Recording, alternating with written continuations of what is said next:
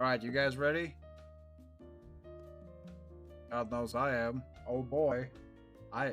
That's good. You're not gonna say that in a long time. Okay.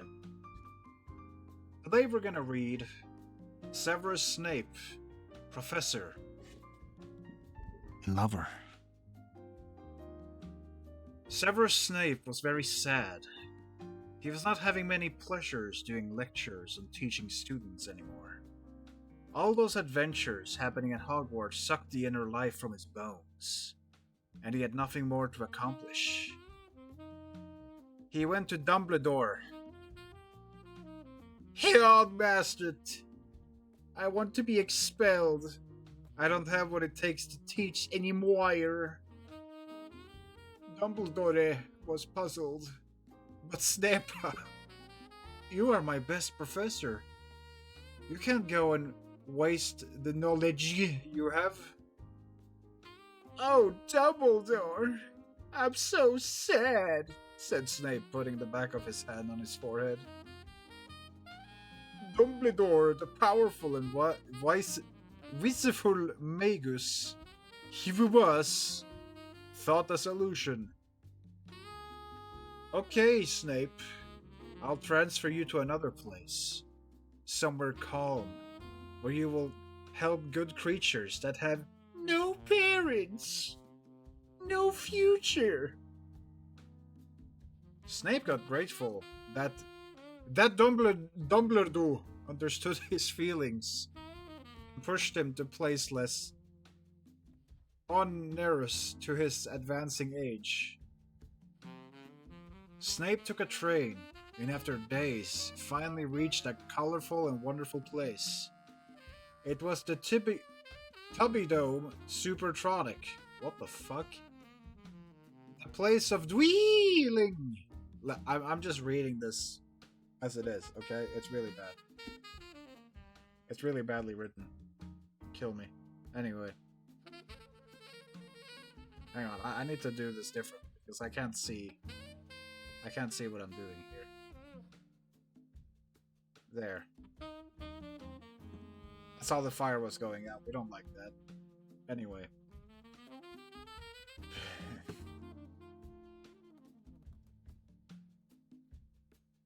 Let's just do this. There we go. Okay, now I can read it. There we go. Of his new students. He reached there, and a periscope welcomed him. "Professor Snape, you arrived. The students wait you in the classroom." Snape was still sad, but his powerful stomach got chills, because the mystery of novelty approaches his comfort zone. When Snape entered the classroom, 4 colored creatures were there, sitting on the chairs. They said to Snape, "Eyo!" and Snape smiled, feeling his heart get full of ignominious passion. "Alright there, students. Today you will learn potion making." "No, we want..." Oh god. "We want to learn how to be adults." Okay, I'm gonna be a bit more stupid. "No! We want to learn how to be adults!" cried the 4 Teletubbies. Oh shit. I have read this one before. Oh shit. I have read this one before. Oh god, I have read this one before. Oh no. They had lived for many long inside the perfect bubble, only experimenting the baby joys of youth. What the fuck? But every day was equal to them. Not really happened at their house, and life was boring. Bro, it's like I wrote this. It's that bad spelling. When Snape arrived, a flash of hope filled their hearts. With the promise of life beyond the perfect prison they got trapped, they got bored. Only the dark robbed. The dark robbed. Good heavens. and pale-skinned man can save the babies from this terrible fate. But kids, said Severus, I must accomplish the curriculum. Of course you can spell curriculum correctly, fuck you. I know it's on purpose that they spelled it bad, by the way. I'm just making fun. Oh, Professor, I'm dying from inside. Don't let the evil periscope suck the last remnants of humanity locked in my so fatal broken heart, said the yellow Teletubby. Lala, with a sensitive voice, calling for a strong man to free her mind and body. Snape looked her and felt something funny inside his pelvis. It was a long time since the last time he shared an intimacy-filled moment with a woman. Snape was starting to break. But Teletubbies, if the Periscope woman watches us, how can we have privacy? The purple leader, Tinky Winky, got up and uttered with his powerful throat. Our secret place, Professor. We can learn there and free ourselves from the bonds of madness that others inflict upon us, said him, hitting his chest with a clenched hand. Senpai! Snape is never spelled correctly, pissing me off. Looked down, thought, and followed the purple leader. They opened a secret door inside their house. A door leading to the basement. Oh boy, we know where this is going, right? The place was full of rats and cockroaches. Water infiltrated the place, and mold smell was present in dangerous quantities. A lot of earth and dirt was covering dirty. A lot of earth and dirty was covering the place. And a hole in the wall could be seen. Oh, hang on. The YouTube thing is being gay again. I'm just gonna wait for that. Kinda ruins the moment. There you go. You are making a hole? Yes, Snape. I mean, yes, Snape, said Thinky Winky. We must escape. So we are creating an exit route to get out of evil crunches. Get out of the evil crunches of the woman Periscope. Oh, I must help you, Teletubbies. That's his voice now. Oh, I must help you, Teletubbies. Professor, said Lala. First teach us how to be adults.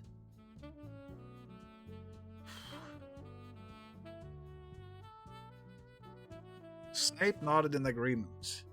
He, with his wondrous magic wand, created a giant bed.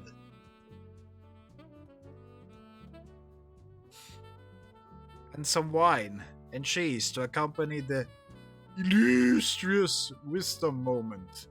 Ah yes, I love my wisdom moments. That's the best. Teletubbies, lay her with me. I will teach you how to be a man. Oh, but you, Pearl, not really yet. You are too young, baby. Stay here in the court and play with your small hose. And Pooh got sad, but nevertheless he did what Snip said and watched the others while they got teached.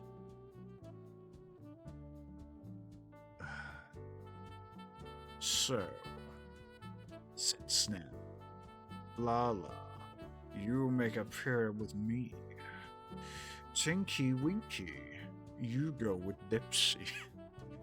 Watch me while I play with Lala and mimic my movements. This way, You will learn.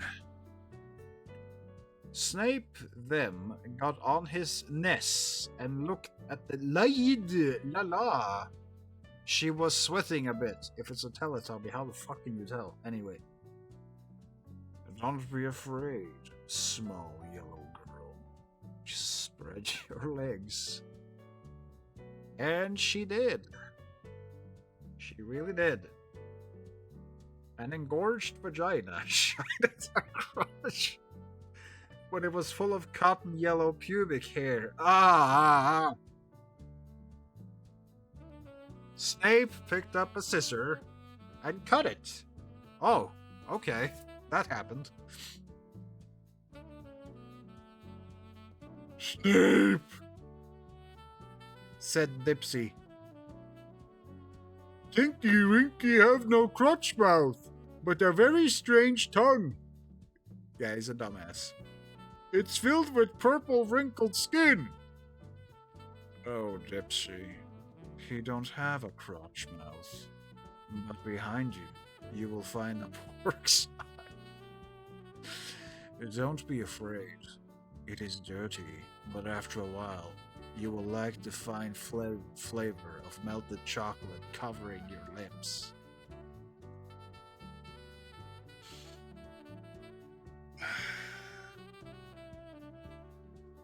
Dipsy turned Tinky Winky, and the purple Teletubby revealed his deep purple anal hole.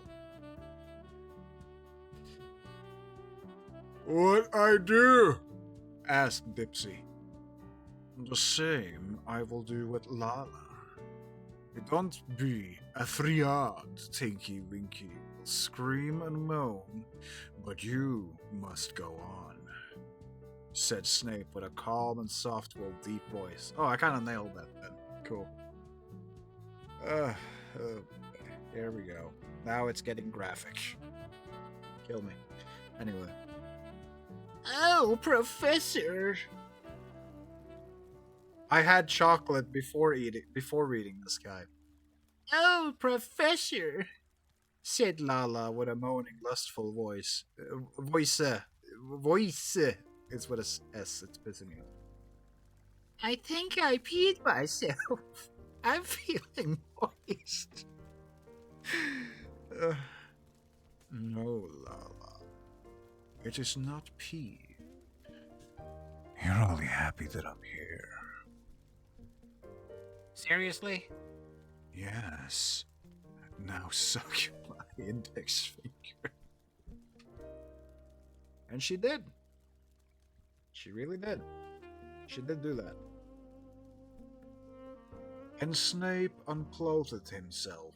His pale, skinny penis appeared, and all of the Teletubbies got impressed. Oh my goodness! His nutsack was very white and hairy, and exhaled a snake oil perfume essence. Lala felt the joy of pleasure down her antenna. Oh boy. Now, boys, do as I do. And them. Snape introduced his wizard wondrous penis inside Lala. She screamed. Ah!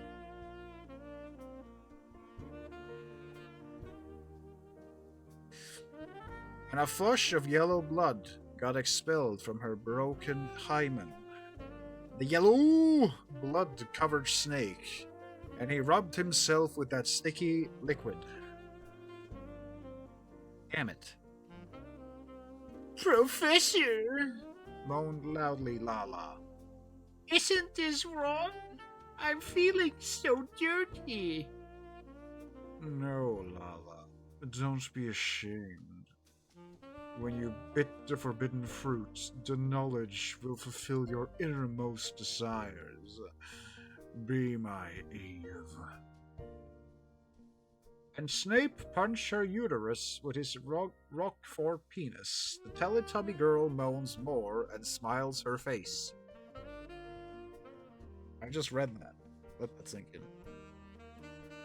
Dipsy do the same on Tinky Winky. puncturing the purple asshole with the green penis he is so proud of.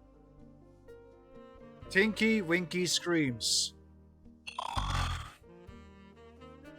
You hurt me, my dear friend. Stop. I cannot withstand your protuberant obelisk of delectation. I can't, said Dipsy with a condescending voice. Professor said I must go on with our journey throughout the steps towards a greater understanding about our true nature as alienated species from our parenthood. That was very coherent, actually. Thank you. Tinky Winky was suffering the destiny of those under the yoke of their own expectations, but Snape was wise and appealed.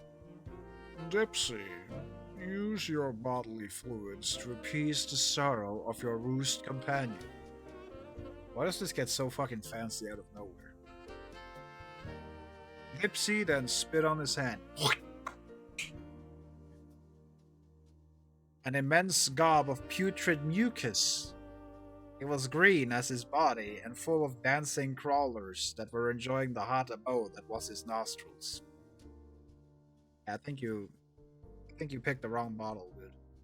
Anyway, Dipsy covered his fluffy hard penis with it and penetrated Tinky Winky again. This time the purple one enjoyed.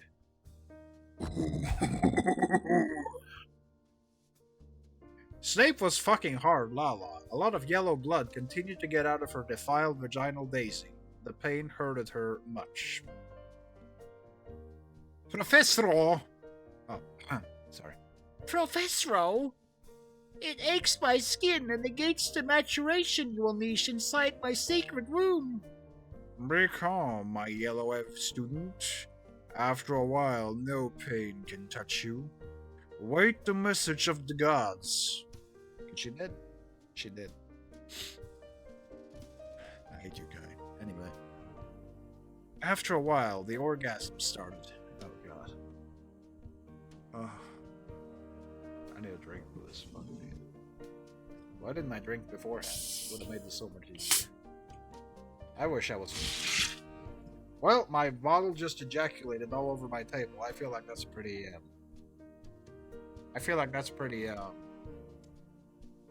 in theme with tonight's session. Let me just get some paper and clean this up. God damn it.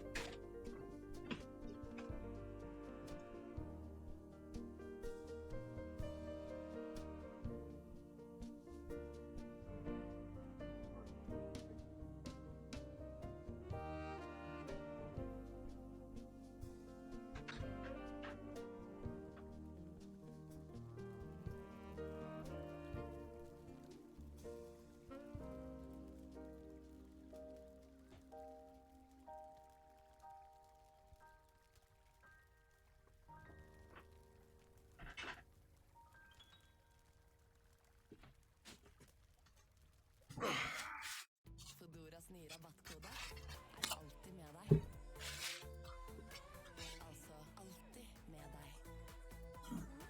Bruk koden ROSA og få 100 kroner i rabatt. Igjen og igjen.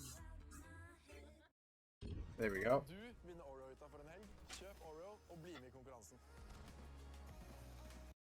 Who knows? We might need this paper later. I'm so sorry. No, you're not. Fuck you. I asked for this, literally, so... This was a great idea. We're almost done, so... let's see. After a while, the orgasm started. And she had multiple ones. Her chest grew a pair of xanthous breasts, and they lactated the nectar of the houses of holy. God bless. But she wasn't in her mature years yet, and her bowel controls were rudimentary. Oh goodness. Such a conundrum and unfortunate incident. The orgasms unleashed a cataract of pappy hot shit through her untouched lutulous anus. Yeah, I definitely need to drink for this. I definitely do.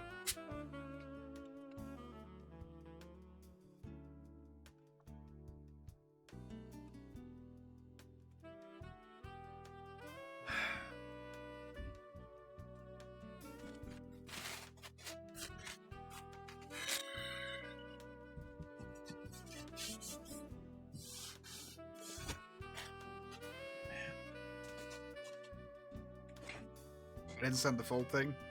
Bro, are you telling me there's more descriptions? How? Anyway.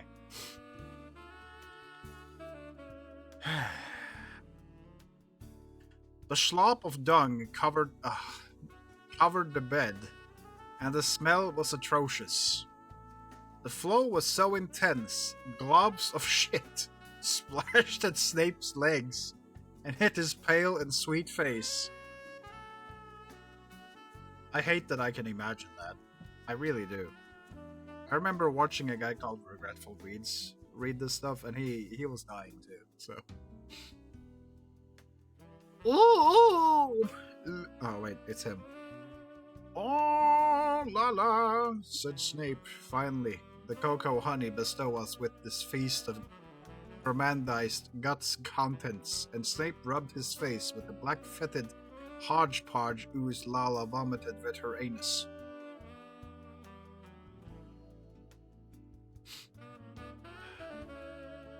Right, that's it. You know, I don't think I want... I have listened to the entire thing being read before, and you know what? I don't think I want to go further than this, so... That's the first one done. God bless. Right. Kai sent me another one. Why don't you look for more, Kai, while I'm just reading this next one? You want bad fanfiction? I got you covered. Oh no. Oh wow. It's like a list. Oh god. Oh fuck. Oh no. Oh boy.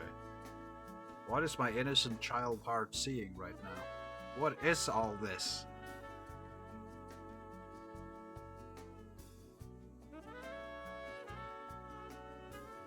Hey.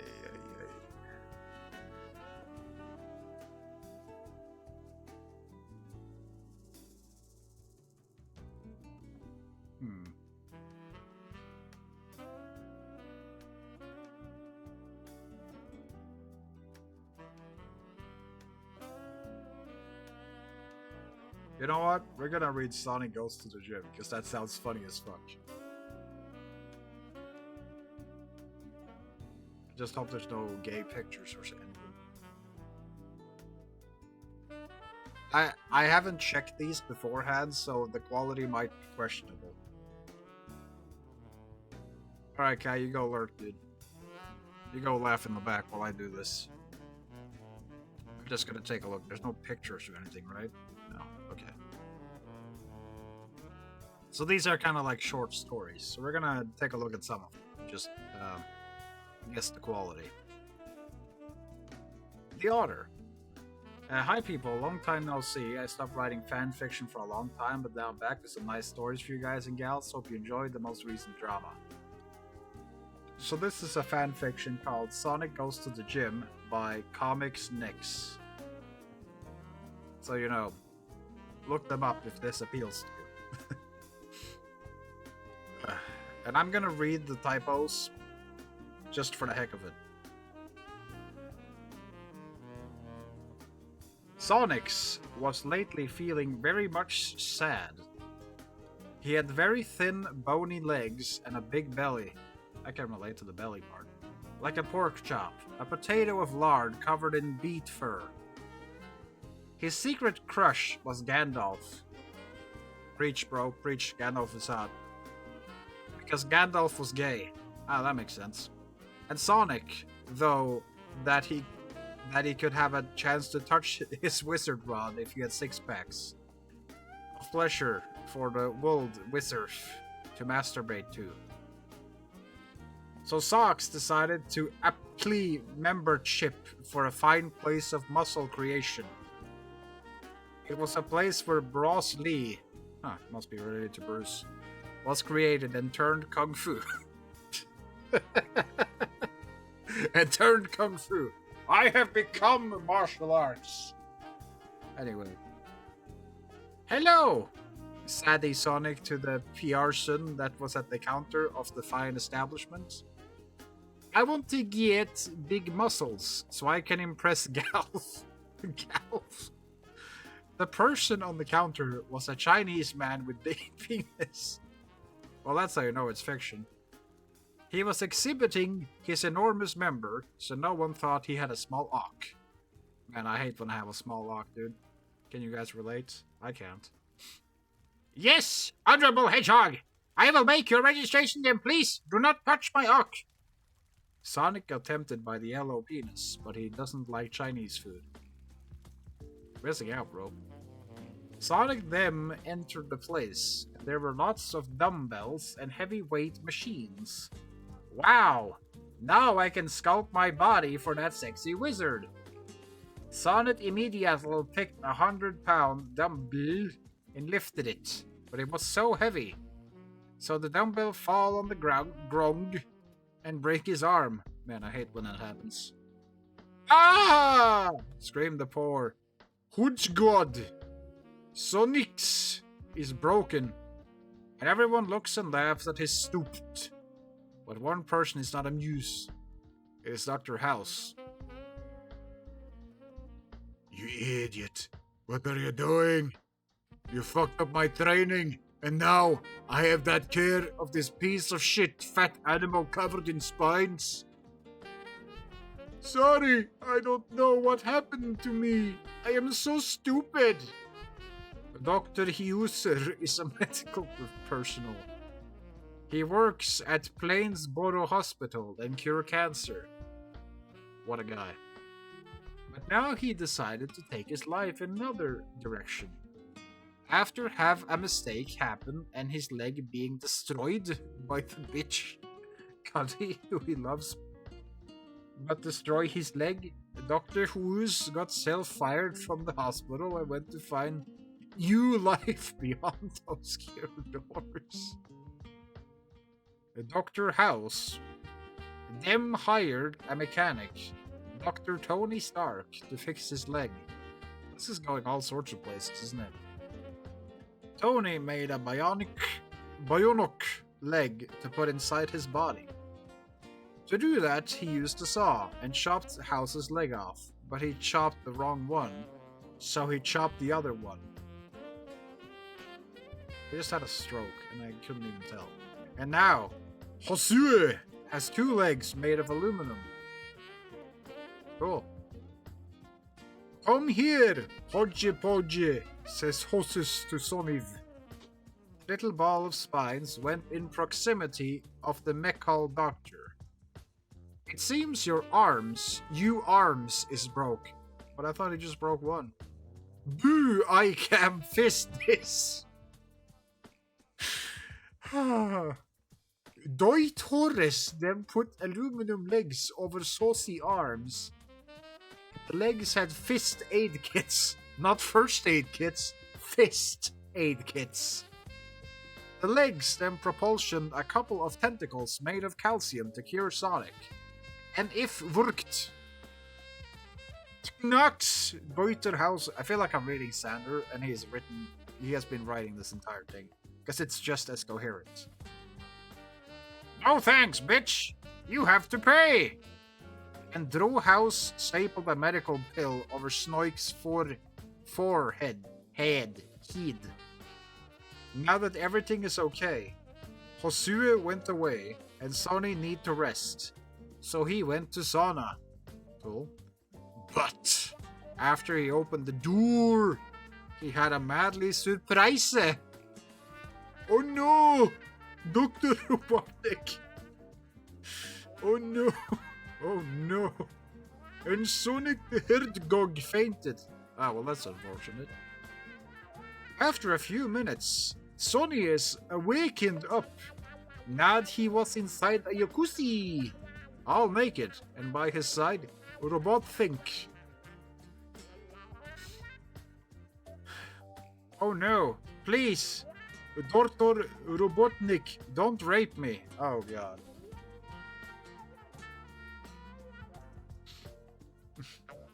Screams Sonic, crying like a river of molasses and garlic. He. Sauces. I always admired your blue body, you know. So sexy and full of dangerous little spines that penetrate the skin and cause orgasm. How the fuck do you know? Sonic the Hedgehog. I want to deflower you, uttered Dr. Evo Urobitok with the most pleasurable sensation. As his arch enemy uttered so profound words, I feel like they were pretty direct, Sonic started to admire his body, which is the shape of an egg, by the way. Sonic started to admire his body. Robotnik caressing himself with his lardy sausage fingers as they were half immersed in the jacuzzi. Rubitnik picked a bottle of mayonnaise and started to spread it all over his giant belly. The belly was very giant and full of hair and macaroni. Of course it was. The water of the jacuzzi was full of floating lasagna and meatballs. What jacuzzi are you in? Because it's Italian. Dr. Robert Kick picked a piece of the lasagna and took a bite. Am I Scottish or something? Kiss my mustache, sexy hedgehogs. Said very sexily, the man made of lard and lipids. His mouth was masticating. What? With intense pleasure. And all that pasta mixed with meatballs and cheap soap. So there was soap in there. Yeah. Sonic couldn't contain the immense disgust he had sharing his first sauna plus jacuzzi moment with his most hated enemy. So he vomited. An intense jet of bile-fueled gastric juice emanated from his throat and tainted the pure water with an intense hot soup of fried chicken, diet cock, and untreated worms. Diet cock? The worms entered Sonic's anus. As they should. Oh, no, Soixoste. Järgogi. I need to save you. Yes, please save me, sir. Please, I need to be safe. And Rono Butik inserted his immense and gargantuous finger inside Sonic's butthole. The ass cracked and formed sacred hemorrhoids inside his anus. The water got red. I love red wine, uttered with pleasure sensation. Robot Dick, and he swallowed the water filled with anus blood. No, doctor! Don't do that one! Screamed Sonic, and he swinged his arms all over the sauna. He let a fart out. Jesus, Sonic, control yourself. This is your big chance. Sonic's blood was tainted with living bacteria full of alien cells, and those cells were toxic to fat men. Damn it. If they ingested it, something bad would happen. Oh no. As immediately as Robotirik gulped the red wine water, he started to convulse. His mouth started to slobber, and his bowels got loose.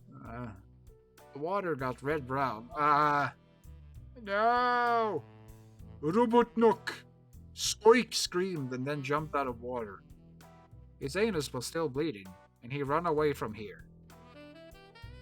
Robotokick's body then inflated until it exploded in a million smashed pieces, and the sauna was no more. Epilogue. Sonic never returned to that gym after all those facts happened.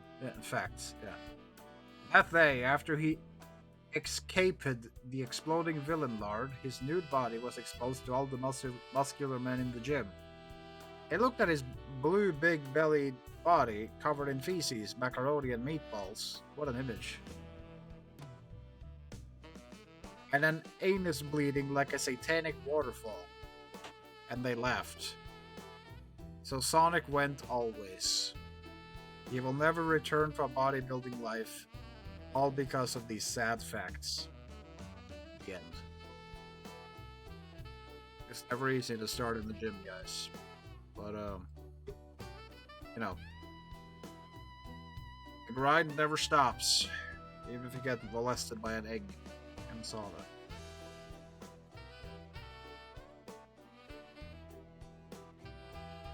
Alright. Let's see. I think I'll read two more and then I'll call it a day because God have mercy. Piccolo's presence, a Dragon Ball thing.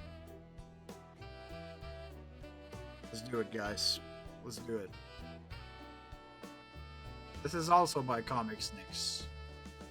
And it's called Piccolo's Present. I'm scared of what awaits me. Hi people, I hope you enjoy very passionate love stories because this is one of those, but beware, for some people it might be too much passion. So if you don't like smut, turn back now because this story is a roller coaster of feelings and love. You have been warned. You know, I just read like a couple of lines down here and I'm like, no, I think I'll be fine. My Twitch channel, however, might be deleted forever, but we'll see. I'm gonna drink of water before I do this. I feel like there's gonna be a lot of screaming in this one. It's Dragon Ball after all, so.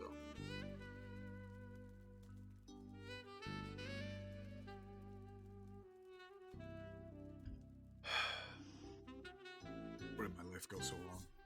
Anyway.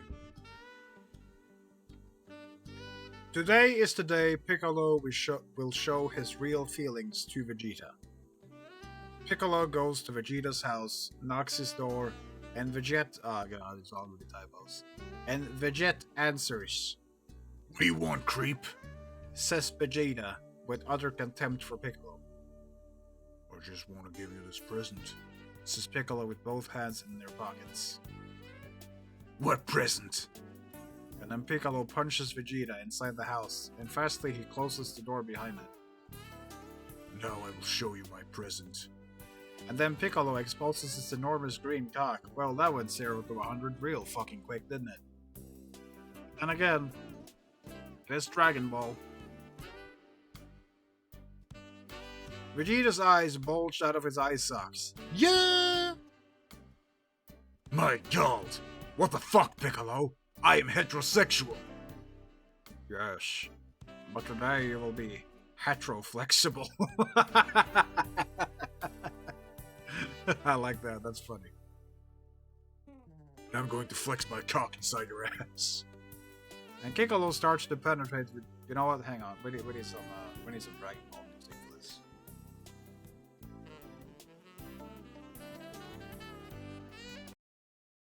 We need some Dragon Ball music for this.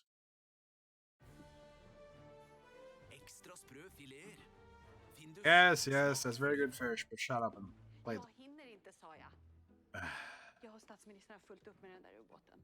Jag har fått besök nu. Whatever. There we go. Okay, hang on. I need to make sure it autoplays to the actual music. We just have this on a loop. It's fine.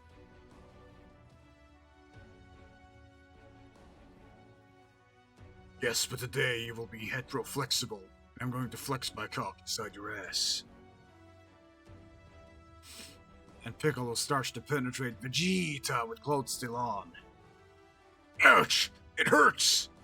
And Vegeta's and Piccolo's pants got forced inside Vegeta by that pulsating green dog full of green tomatoes. What's with the food thing?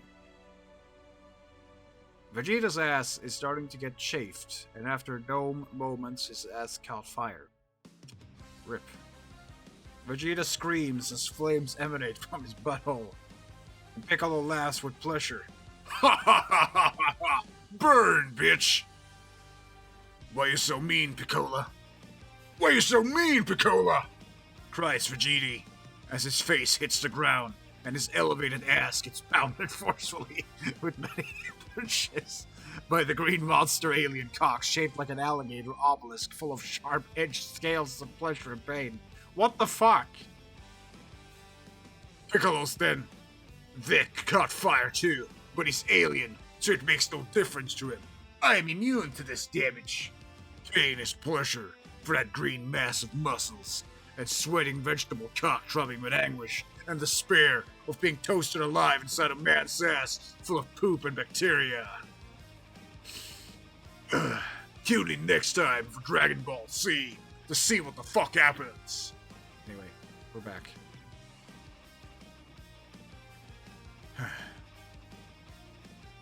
By this time, Both men's clothes burned around their genital, scrotal, and anal areas. The fabric adhered to their burning skins and is turned coal black, like their rapidly decaying flesh.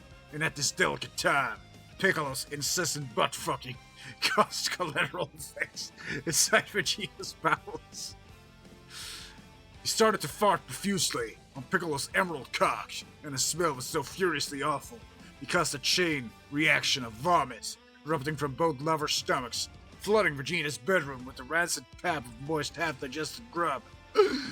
Piccolo then continuing the butt fucking, penetrating the scorched ass of Vegeta, picks the warm vomit on the ground and start to smear it all over Vegeta's arched back. Ugh! It feels so good! Moans with pleasure, monkeyness, and fartistic lovable Saiyan. Piccolo then picks more vomit and rubs it all over his chest, and this causes his furious fucking to intensify. Dear God, he's reaching powers never before seen.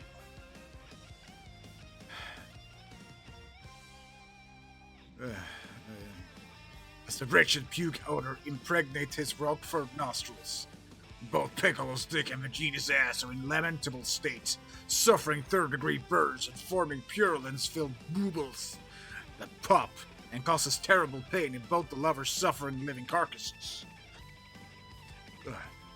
Piccolo's dick then starts to fall apart and disintegrates inside Vegeta's cold black bowels. He cries in turmoil and sadness to see his most valuable object to die in front of his eyes. My powerful cock! No! And Piccolo falls to the ground, and his dick is no more. His balls then inflate like Galactus rabbit corpses and explodes in a millions of cancerous giblets full of shining unripe semen, and Piccolo dies. No! Cries in desperation, Vegeta. I didn't come yet.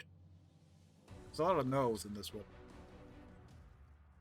So Vegeta gets up and feels his buttocks detach from his body. They fall on the ground and melt like a couple of sad bananas, exposing Vegeta's pelvic bones. He walks around the house like a headless butt-fucked turkey with cerebral palsy, and then masturbates furiously, trying to come and end his eternal agony. Bulma then arrives in the house. Oh God, this is very intense.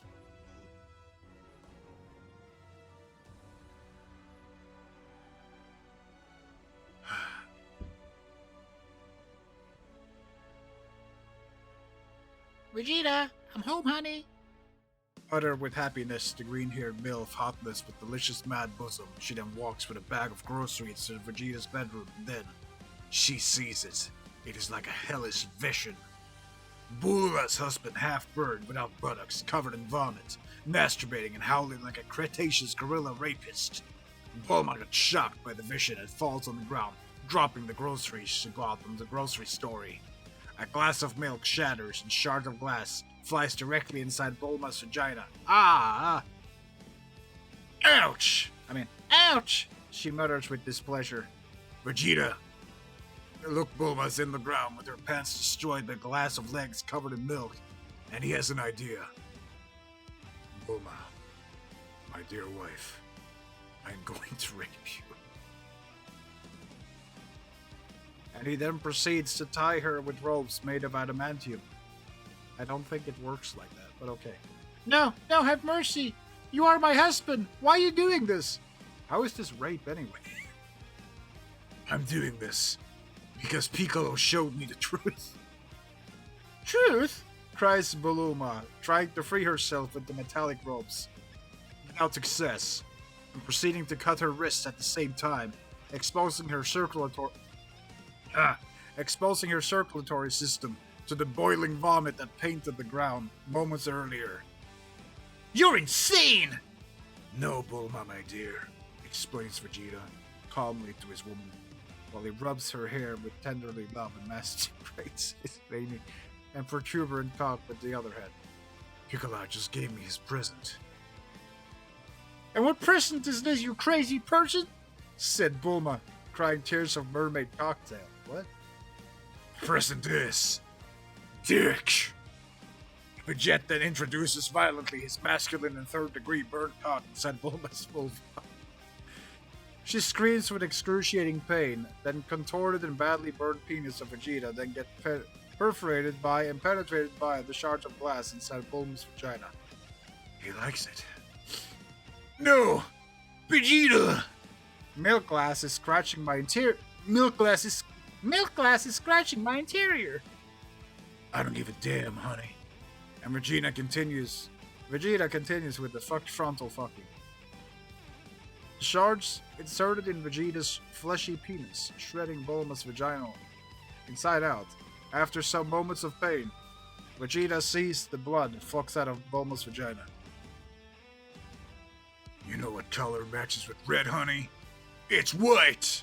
And then Vegeta removes his putrid penis out of Bulma's torn apart vagina. Her labia minora and labia majora then are cut and completely disfigured. While the glass-encrusted penis exits her pleasure cavity. Vegeta then raises Bulma's pelvis while she's on her back, opens and unsheets a glass of milk with another hand, and then pours milk inside of her blood-flooded vagina. The resulting fluid have a hot pink color. Wow, that's tasty. And then Vegeta starts to drink milk mixed with blood from Bulma's vagina.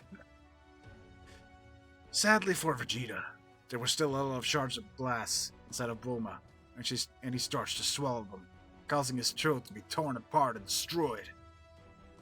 God, what have I done with my wife? Cries Vegeta, while he vomits blood. He then hugs Bulma, that now lays completely on the ground, and starts to kiss her. I'm sorry, my dear wife. Kiss me a goodbye kiss. No! You'll suffocate me! No! And Vegeta kisses her, filling her mouth with blood that starts to suffocate Bulma. At the last moment, Vegeta ejaculates. He then dies with a soft happiness. But Bulma doesn't have the same luck. I need to come before I die! Thinks Bulma fast while the dead body of Vegeta lies over her, kissing her mouth. She forces his hand out of the ropes, and sadly her hand couldn't make it, just an arm stump. Unhindered by this fact, she just rubs with rabidness her clit with her warm arm stump, trying to achieve orgasm before her last breath. Her senses are fading, but she is a determined girl. I bet she is. Never disappointing mom and dad. Bulma is a strong girl. She can do wonders for just a cadaver of a man. Oh god. And half of her vagina destroyed. Her lips strongly glued to Vagina's cadaver lips give her the necessary excitement only a good girl like her would wish in all her life. After some seconds and her life almost ending, Bulma's thoughts explode. I'm gonna kill. And all of Bulma's body shakes with orgasmic rhythms. Her juices exploding out of her maimed vagina. Oh god, what an image. Splashing the walls with girl ejaculation, milk, vomit, and blood. A festival of fluids now decorate the love-filled bedroom. A real work of modern art. Even Van Gogh would have cut his other ear off just to appreciate and swim inside that probably super sexual fashion. Bulma then dies. The end. Fuck. Alright, we're gonna do one more. Just gonna take a bit of a break just to... There was a lot of intensity in that one. The music was definitely the best choice. I'm very happy with the music. Oh, God.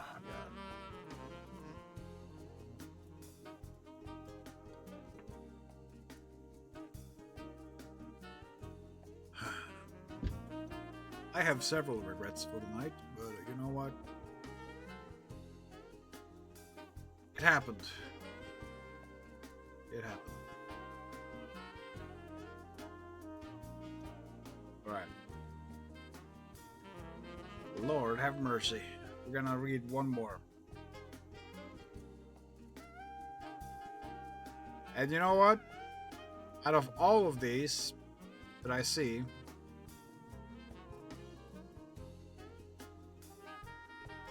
I'm gonna do Spider-Man versus Santa Claus.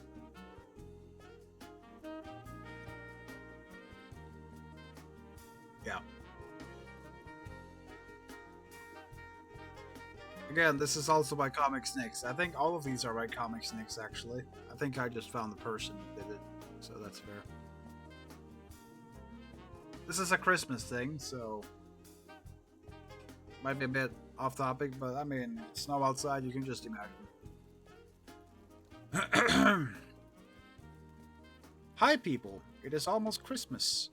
So I created this little story, sorry about this bit, to commemorate this great event. Hope you all enjoy. I will never celebrate Christmas again after reading this, I can tell. The story is called Spider-Man versus Santa Claus. It is Christmas. People are dying because Santa Claus is sending them bombs instead of presents. Seems like Santa Claus has finally become autistic. One day, on the 25th of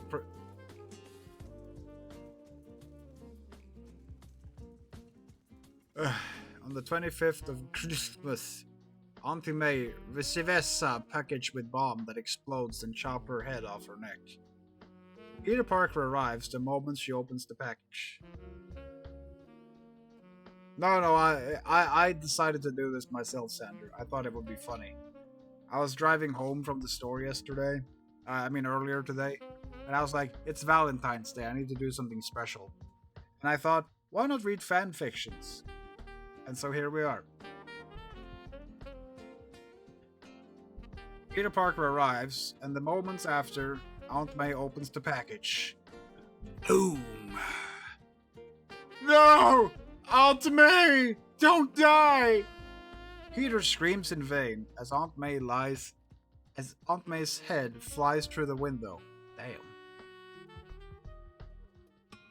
God, man! Santa Claus will pay!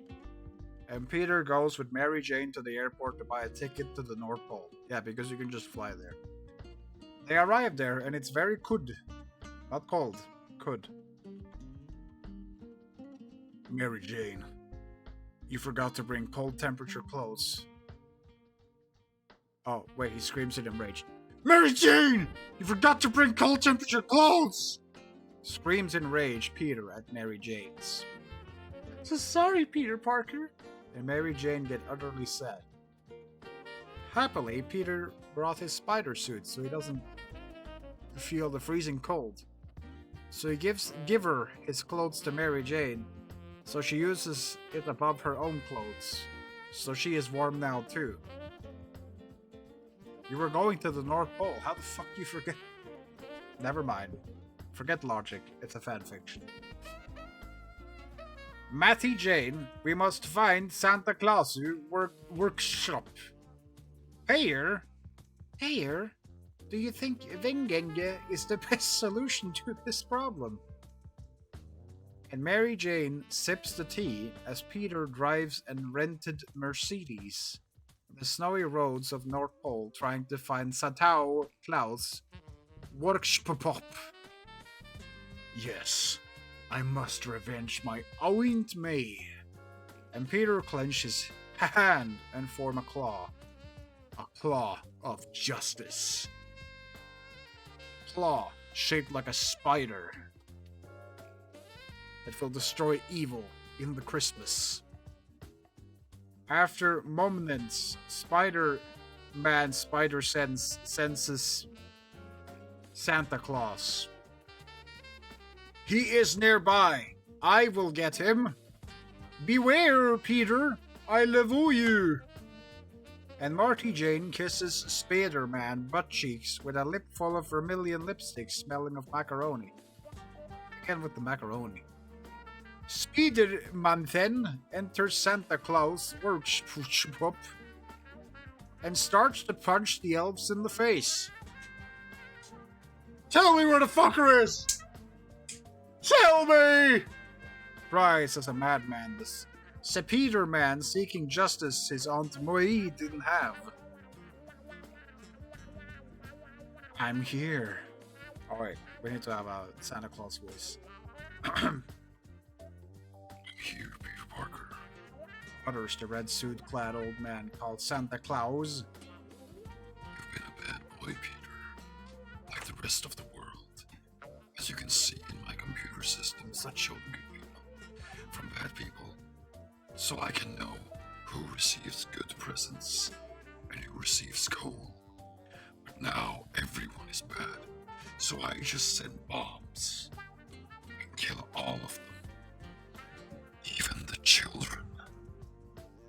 No! How do you know my name? I'm Santa Claus and the Spooder Man. And the Spooder Man and Santa starts to fight. After a while, Spider-Man wins. Santa Claus, sir, I will bring you to justice.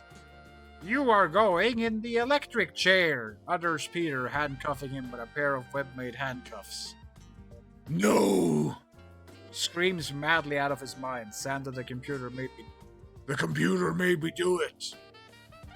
Oh, the computer, Let me see. Peter starts to verify the computer. Santa, your computer's been hacked. Look. And Peter showed the hack someone made on Santa Claus' computer. Peter learned Java at night school, and he turned a programmer, so he didn't need to work for Junaji Jamerso anymore. Oh my god! What have I done? I killed innocent people! Yes. Sorry, Santa. And Spider-Man takes Santa to justice. After getting out of the police station, the news arrived that Spider-Man jailed Santa Claus. Everyone is in turmoil because of that, as Spider-Man swings the web of his hands between the skyscrapers. A male child screams at him, "Spider-Man, you suck!" Spider-Man sheds a tear and starts to cry. The end. What the hell is this? This is art, my dear boy. This is art.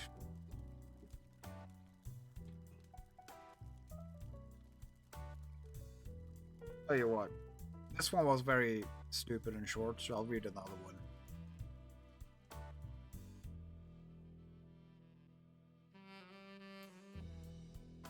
Let's see here.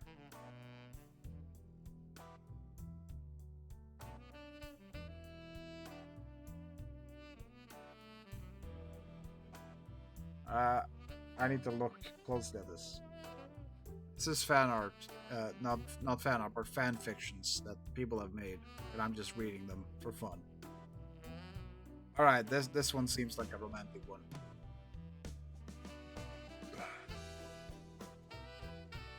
All right, guys, let's keep going.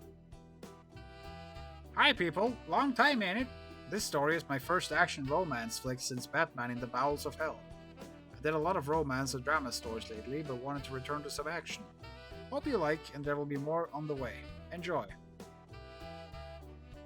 And this story is titled, one second.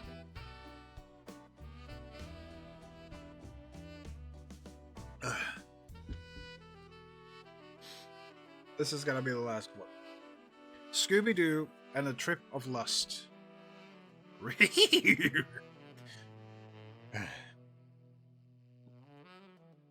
That was a cloud and stormy night. Scooby-Doo's Mysteries Inc. car was moving at slow speed because there were bananas in the street. Rain was pouring down, knives of water in shape of diamonds, because that land was new to them.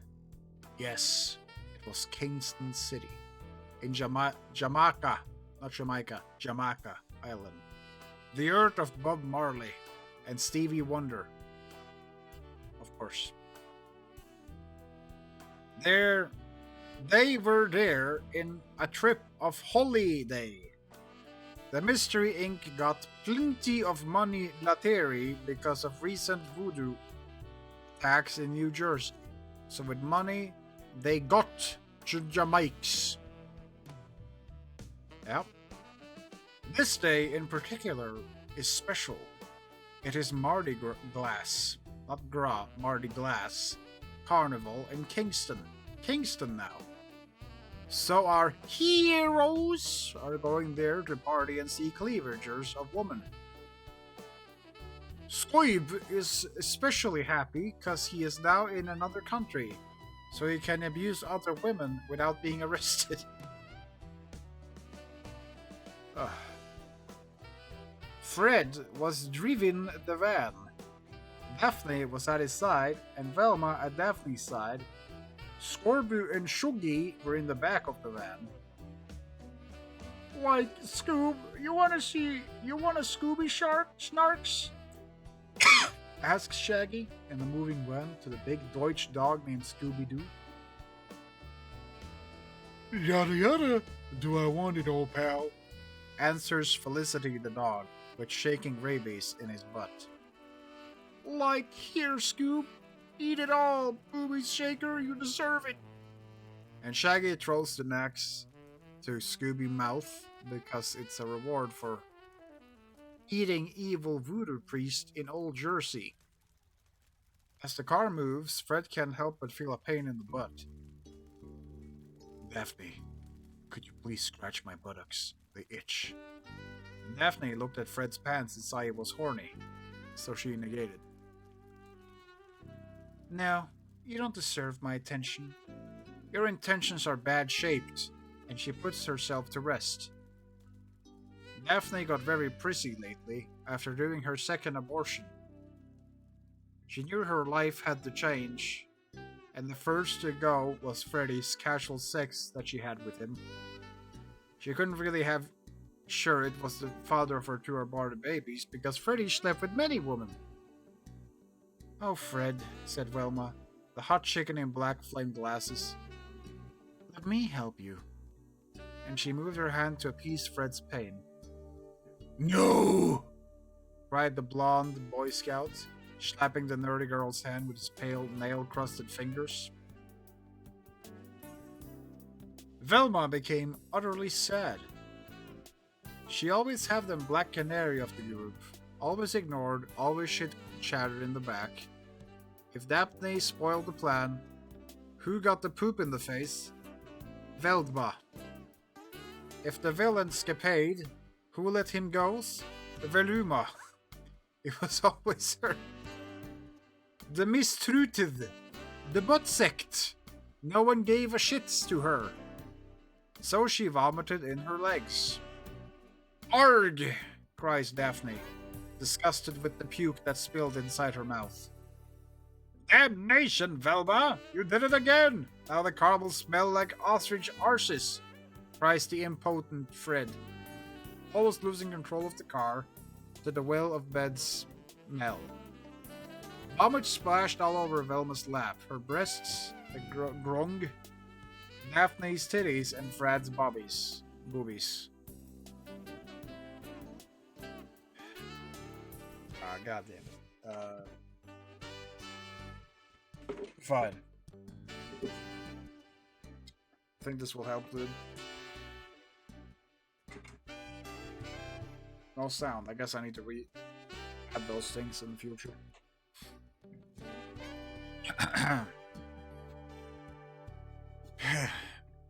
Shaggy and Scoob, that were smoking a crack in the back van, stood up to look. They laughed. You three got really fucked up there in the front, weren't you bastards? Oh no, wait, it's Shaggy. Like, you three got really fucked up there in the front, weren't you bastards? Says Shaggy, with Scoob slobbering to the vision of that delicious pool of steaming rotten vomit at Velma's lap. The puked flu fried chicken from yesterday was all mish and mashed with werewolf cum. Because Velma got raped by one last month. Oh god. Werewolf cum usually stays forever in the stomach of the blowjobber after a bad suck night. But because werewolves are allergic to hormone-injected chicken, the cum got out. Well, that's lucky. Damn, Shaggy. You could at least help us here, says Freddy, who got vomit splashed on his moldy hair.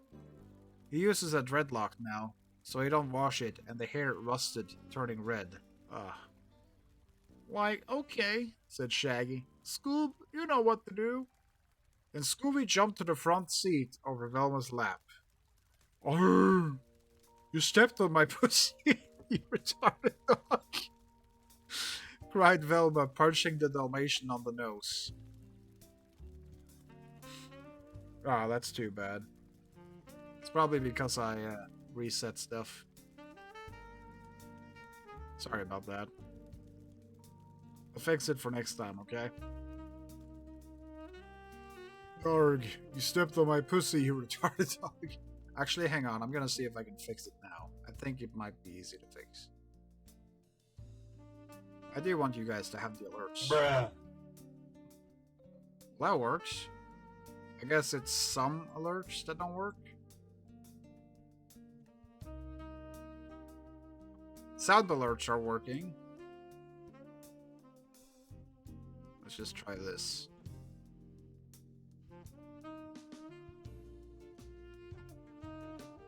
Takes a while. Yes, the blurpster's not working. Right. Alright, we'll fix that another time. Let's get through the story so I can cry myself to sleep.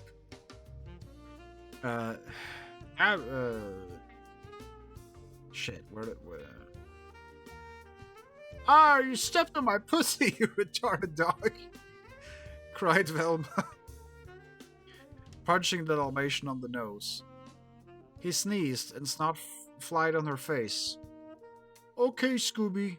Now, show how your balls got big, said Okay, Scoob. Show how your balls got big, said Shaggy, and Scooby started to lick and swallow the puddle of vermin. Infested vomit on Velma's lap.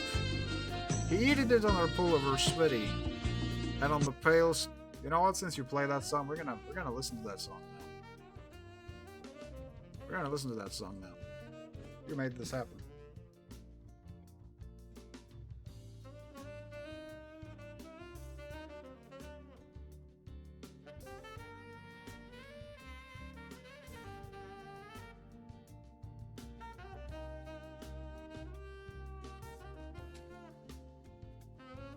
Forgot the name for a second, but I got it. I got it. Oh.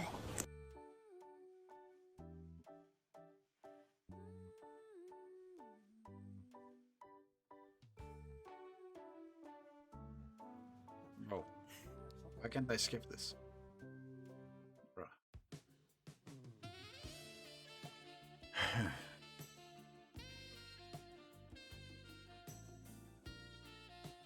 He ate it on her pullover sweater, then on the pale, stocking-covered legs.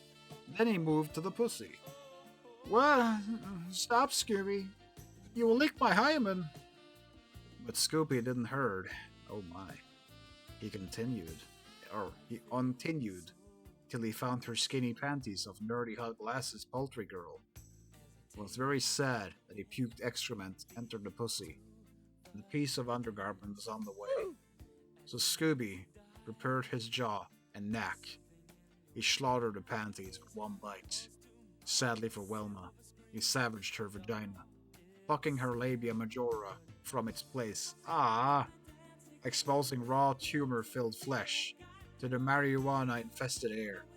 But her hymen is intact, and that's what matters. God damn it, Scoob! What the shit fuck you did? Cried Fred, very gallowed in maggots that grew inside his rat's nest called hair. Fred is getting very tired, and the fuel on the car is reaching its final limits. If they don't reach Kingston till the night, Rude Boys will fuck their asses with bamboo pipes. Rude Boys, huh? Scooby actually, with all that licking and sniffing, really started to feel something different in his body. Oh no, please don't have a reaction. He never felt like that, because he never approached a woman so near her before. And he is virgin too. Oh no. The voyages and tribulations with the gang have been cruel to his natural emotions. Can't stand in one place, grow a family, raise kids, always running from ghosts, debunking charlatanian cocaine inhalers, and having to watch the same old bullshit Penn and Teller reruns. Life ain't easy for that sheep hunter. It never was. What?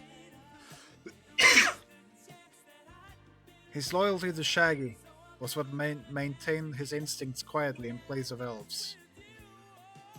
Never boner acquiring and never humping good high-heeled bare lady legs. But after these events, told here by you, by me, myself, his animalistic size upturned dong woke up. The first signs of inner life inside that old swinging dick risen up, and the blood clots started to flow inside of his vein-filled and marred penis. Arf, arf! Barked Scoops. Velma, your pussy smells like macaroni. And Scooby started to lick it profusely, mixing his slobbed spit with tumor-tainted blood. What the fuck is... Chicken-filled vomit and carnivorous fetid gonorrhea that emerged from Velma's pulsating vulva. Please don't try to picture this in your head, it's fucked. Daphne was shocked. That bestial animality was so utter disgusting that her old psychic wounds have reopened again. The torment and plague... FBI, open up!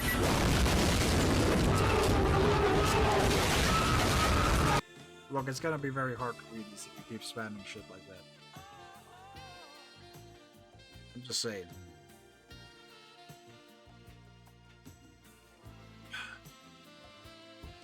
She moved her puke-covered right hand through her vagina and started to masturbate. Of course she did.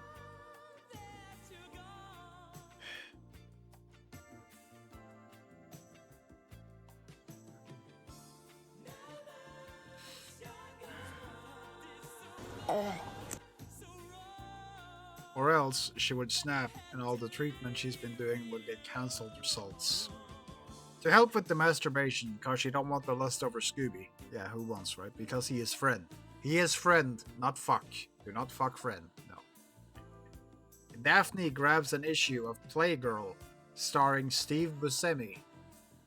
Fred kept driving, cause it was stormy night, and if he looks the sex, the car crashes. So he masturbates mentally. Meanwhile, Velma, visibly distraught, mutters and howls with a cicerone's loud voice. Stop it, Scoobs! You will unvirgin me!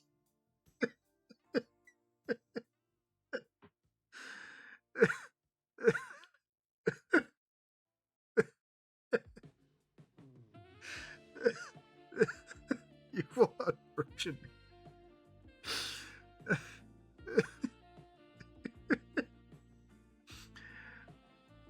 I'm keeping my hymen to my first boyfriend. But you don't have any. Stop after some licks. Scooby stopped. He felt bad taste in mouth. Velma don't clean pussy. Because it's against religion. Oh, it's not. Ooh! Scorbies! Said Velma, moaning like a koala. Thanks God you stopped. I felt it was starting to like it, and it's not good to our friendship. Scooby agree.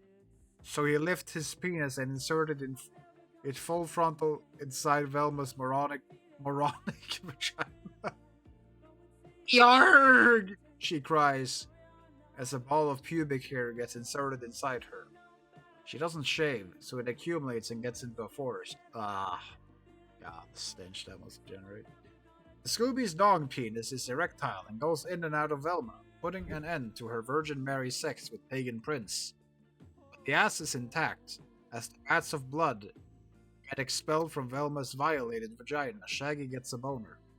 He pulled down his panties, revealing the moistened maroon cock. He prepares himself because he wants to participate in the polyamorous frugal party. And now it just gets very fancy for no reason.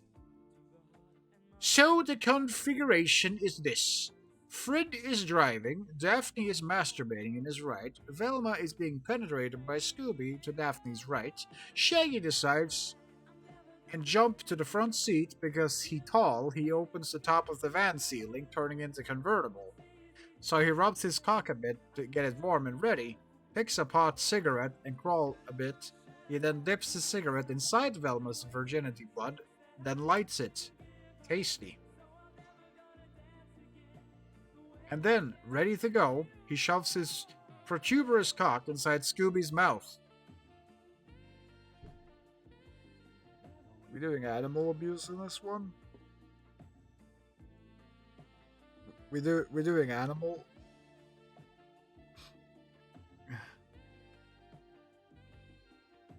The Deutsch is gotten with surprise, but he likes a lot. And licks and sucks it with very deliciously. Shaggy then seats on Velma's face because he is tired and his butt needs rest. Velma is a bit concerned and loses a bit of breath. She screams to Shaggy with a stuffy voice, "Dude, Shaggy! Shaggy! Ah! Suffocating!" And Shaggy hears, because he is a fartist, wouldn't have complete control over his bowel movements. He starts to expel fresh fluid farts over Velma's face. So now she can breathe. Thanks. Thanks, Velma. And now she can enjoy Scooby's Sharon overridden penis and Shaggy's pimple-covered butt farting ass.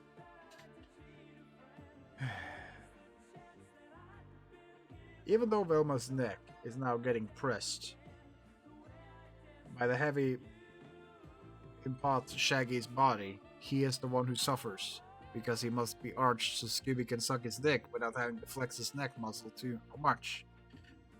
A martyr one must have for the dick he shall lead. Already said the old poet Ron Jeremy. Yeah, I'm sure.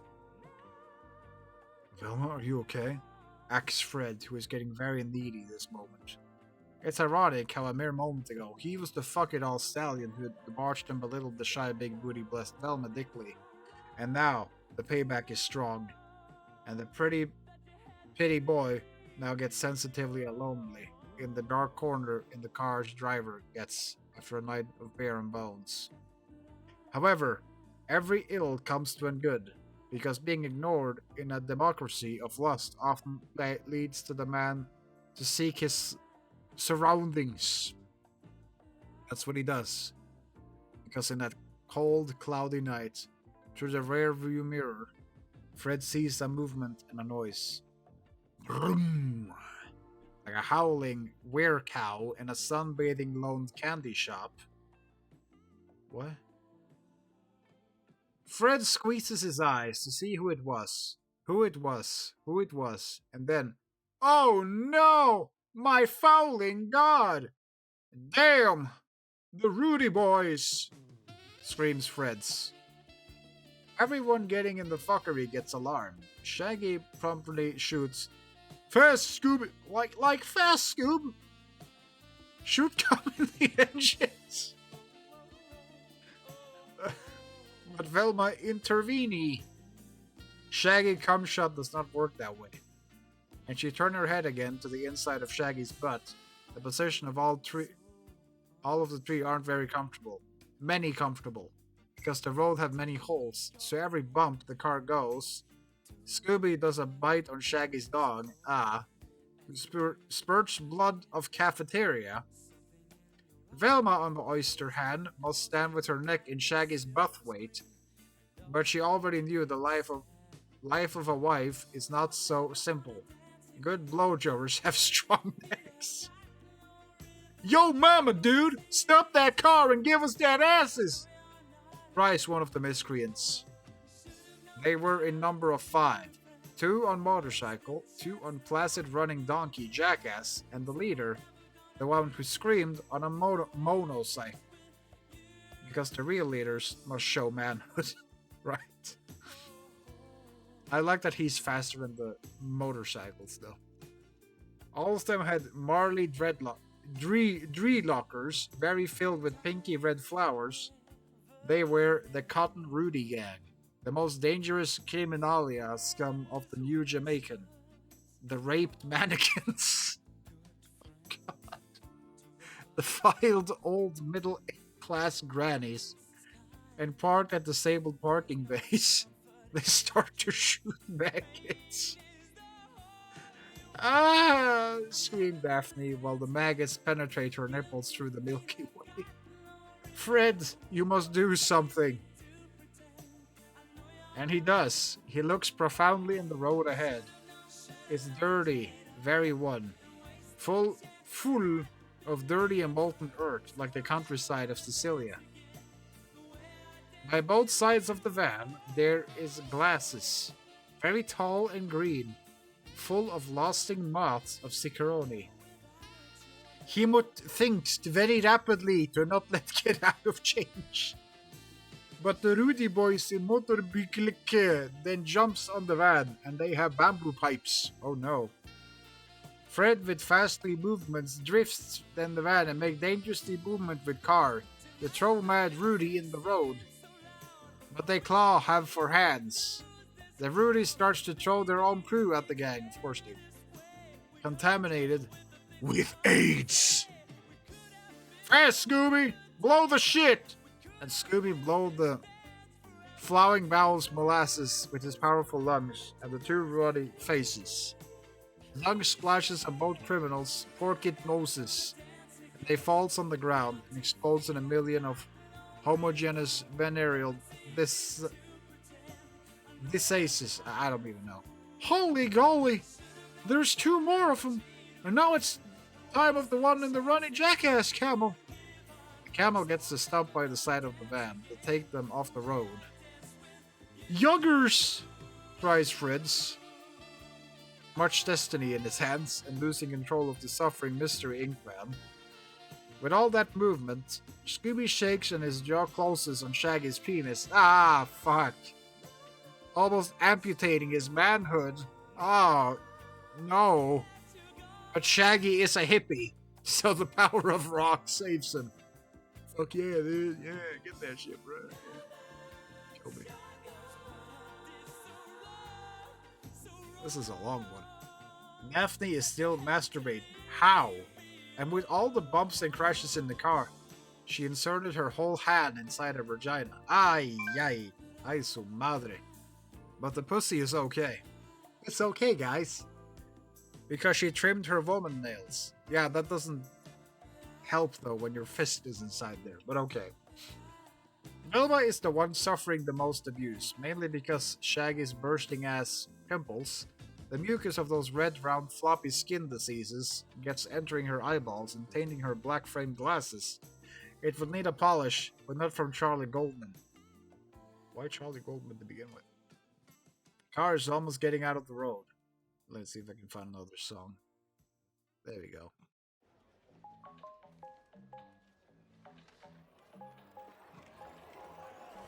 Easy. Find a pet-friendly Italian restaurant.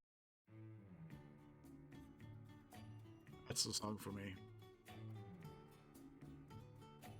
The car is almost getting out of the road.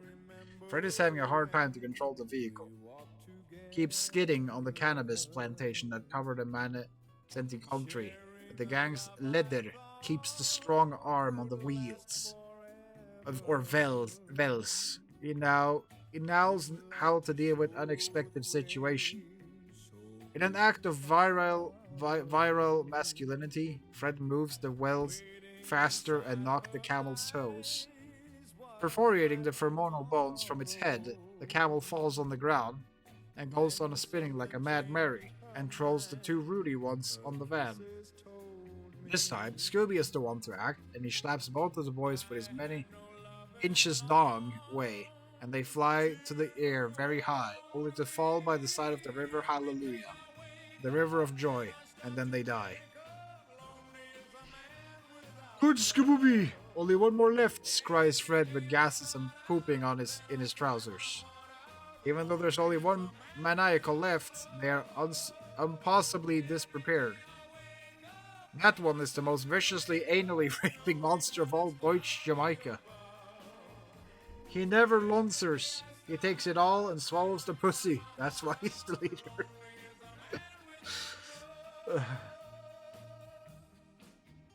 That's why he's the leader. Worse than that, the car smell is horrified by all the vomit, clotted blood, and proliferating homophobic parasites. Most of the water contaminated inside these waste fluids got evaporated with the mad race to the life against Rudy's boys. So the vomit, blood, and poo impregnated on the skin and clothes of the Scooby Gang leaving an utterly abysmal stench of rotten elephant corpses humping with half-raped pregnant hyenas. Huh. Velma can't even move her body, because it's all covered with warm baked vomit pap. At least she can't catch a cold or swine flu. Yeah, but she can catch literally everything else though. But the worst is gonna come. Of course it gets worse. The Rudy leader is approaching. His machine gun mounted on his monocycle. A monocycle with a machine gun. Okay. Is readying its aim on the head of the heroes. What gang of Scrumpy's got to do? Daphne, you must act now! Raises the question Fred, and Daphne clearly she knows what he talks in. I'll boot. No, oh no, I cannot. She screams with yelled lungs. Yes, you must, Daphne, or else the gang will be betrayed. And she falls into tears of unglory. The destiny of the clique cliche depends on her attitude towards animalistic fellatio. If she does it, if she only for this moment do what it must be done to save every all people. All the therapy sessions, all the talks and self-discoveries she did with abortion trauma would mean nothing. She thinks, oh lordy, why all of it? Why you inflict more pain in my heart? Does it deserve it to be a honker to the fortune? This burden is almost self-traumatic. I shall what to do? The gang looks at her vomit-covered, fading pale skin. She blinks those emerald eyes with difficulty because pigeon poo stuck in her eyelashes. Where the fuck did that come from? But the will is there. Only a friend hand is needed in this moment of doubts. In this moment of hesitation, Fred goes with his left moral hand to her shoulder, and then Scooby with his tongue, and then Shaggy in his cramped hand of crack. Even the farted Velma puts her hand on Daphne's boobies. Everyone is with her. Everyone show the love. Show that they will be forever by her side.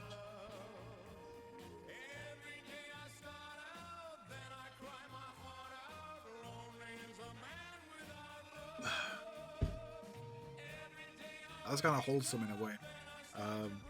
Let's see, when did the convenience store open? I just want to see when I can get access to some rope. Shit, 8 hours. All right.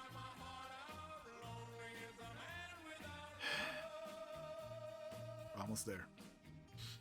Gang, says Daphne between tears of sorrow, but happy at the same time. I love you all, and I will never give up.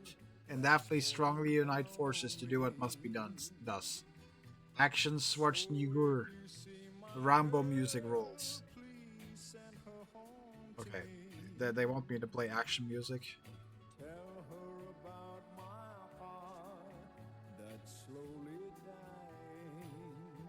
I got you. We're gonna be as immersed in this as possible.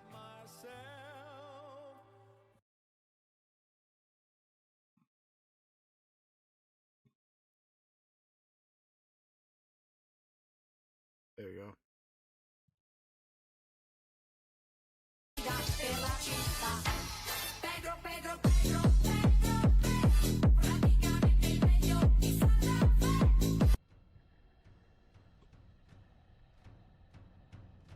Alright, this is the combat music we're gonna go with.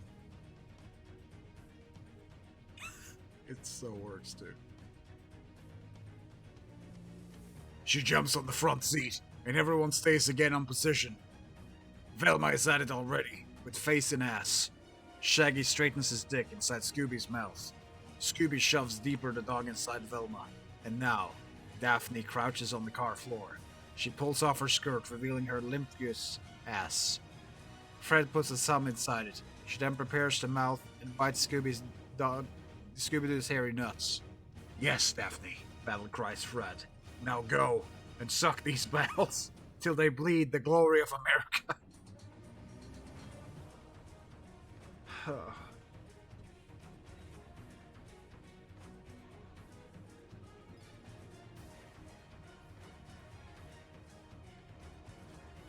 The girl starts the fast swallowing movements. Sucking, swallowing, and spitting that out of Scooby ballsack. She repeats it at 1 hertz frequency, and then accelerates at 30 hertz per second, and going up. It's turning so fast the guys are now measuring it in horsepowers per second. She's Michael Phelps of a ball-sucking sport, and now 300 horsepowers. Woo! Moaned Scooby-Doo, with all that suckery on his ovoid elements of pleasure. His dog juices are fermenting inside his pulsing dogness, and his eyeballs are rolling out of his palate. Confidently lustful Gorgon's Nosphia.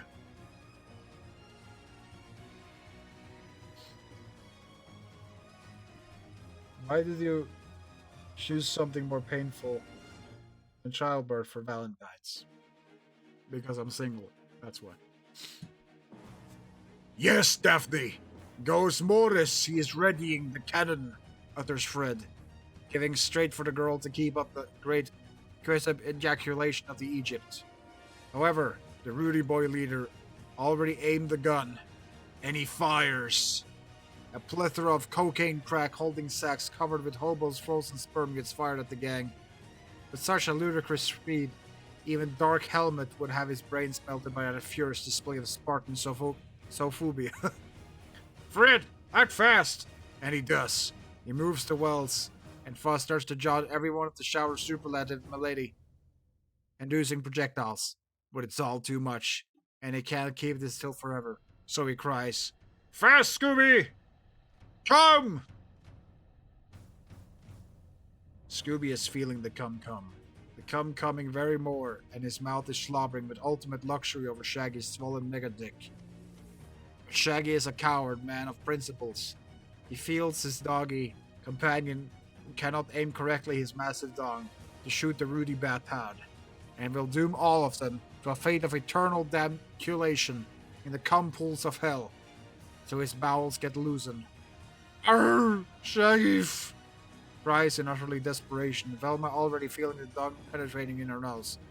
You're pooping! Oh, no. And splorge. Oh, no. A buttery river of fugitating shit lava explodes out of Shaggy's orc's ass, corrupting his anal flesh, scars and washing Velma with a shower of malevolent column cannonballs. They hit her nose and spread all over the gang's car with the power of 1,000 megatons of hippopotamus' fat arses. Arg!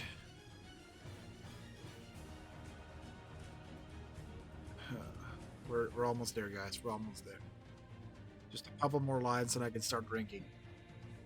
Arg! Screams everyone, getting totally subdued by that stinky mass of black morgue mojo. But Daphne, she maintained the flux of spit, and now reached over 700 horsepowers. Scooby-Doo's balls are blackishly purple like the molten core of the sun, and it lights like hot coal getting masturbated by thousands of horny gorillas. His climax arrives. I will gonna come, screams Scooby. Daphne immediately get out, giving the cue to Shaggy, Scooby, innermost friend of heart. Okay, Shaggy, shoot to kill. And Shaggy gets hold of Scooby's mighty power cannon and aim it at the invading Rudy leader. Die, Americans! Screams to Rudy, and then an eruption of white mighty thunderball of dog's cum explodes in the face of the Rudy boy, launching him to thousands of miles in the outward starry sky of Bob Marley's land. The power of the fuck juice is so strong, it disroots the dreadlock user's skin, making vaginal holes in the middle of his murder belly, and trespassing through his poppy-filled brain, exploding him into a cataract of bloody messed guts of marijuana poop-filled bowels. A shower of displeased Rudy body waste and sadly clamoring viscera falls over the Scooby Gang's Mystery Inc. van. How much liquid is in this car at this point? And the Scooby Gang rejoices. They are all tired. The car is all trashed. Shaggy's ass is corrupted. Fred's thumb got amputated by Daphne's anal contractions. Velma's lungs got filled with colon dweller's waste, and Scooby's balls evaporated. But they are together. Everyone gets a seat in the middle of the cornucopia of decadence and blasphemy. Mystery Inc. engines are roaring still. Fred looks at the gas tank. It is half full, not half empty. It is good enough. And they go to Kingston. No one says a word, but they know that friendship is all that matters. Prologue. After a long time, the gang went their way. An echo from the sky could be heard. It was the Rudy leader's scream, his last words. Damn meddling kids!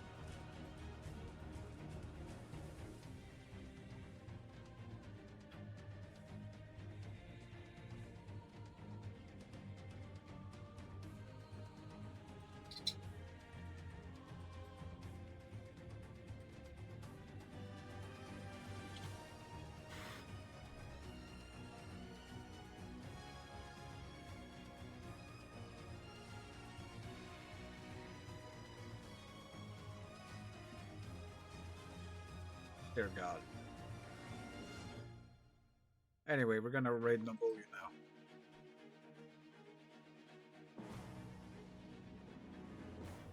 now. I need to be somewhere else. I need to think about what I've done today.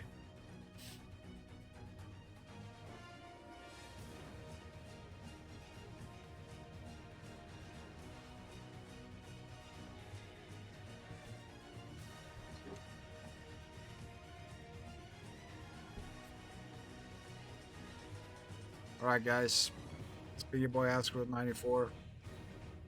Thank you guys so much for watching. See you guys in the next one. Have a wonderful weekend. And stay cool. And pray for me tonight, okay? See ya.